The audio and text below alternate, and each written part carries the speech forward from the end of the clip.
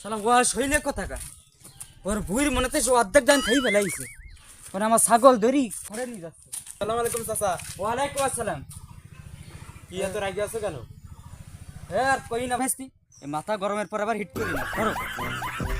অশিক্ষিতের মতন আচরণ করতেছে কেন চাচা? অশিক্ষিতর মতো আচরণ করতেছি মানে? তুমি আমার সম্পর্কে কিছু জানো? এই গ্রামের সকল স্কুল মাদ্রাসা আমি করেছি। মানে চাচা তুমি করতেছো যে এই দেশের আগে তুমি প্রধানমন্ত্রী ছিলে? আরে ভাইস্তে, আমি তাওতে যাবো কেন?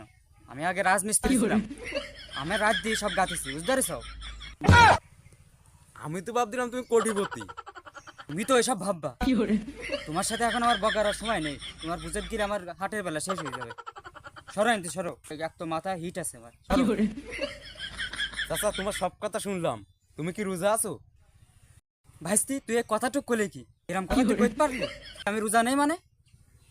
তুই যদি আর একবার এসব কথা আমার কইস, তাই বাঁশ বাগানে দেখছিস বাঁশ, এই বাঁশ ঝাড়ের খুলি বলে তোর মাথা বেরিয়ে বলো। হ্যাঁ ভাইস্তি, আর আমার জ্বালাস নি, অনেক গরম আছে মাথা। সরন্তে যা বাড়ি যা। তোমার কাছে তুমি যাও, তোমার কি কাজ আছে যাও।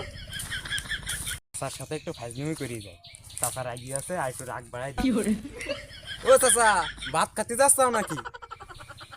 এক তো রোজা আছে, আবার কয় বাদ খাওয়ার কথা। এসব মানুষ আসলে অশৈলী।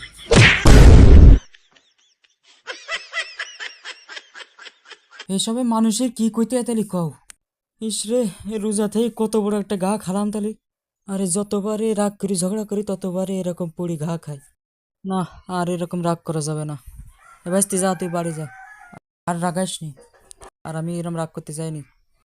যা তুই তোর মতো বাড়ি যা, আমিও বাড়ি যাই।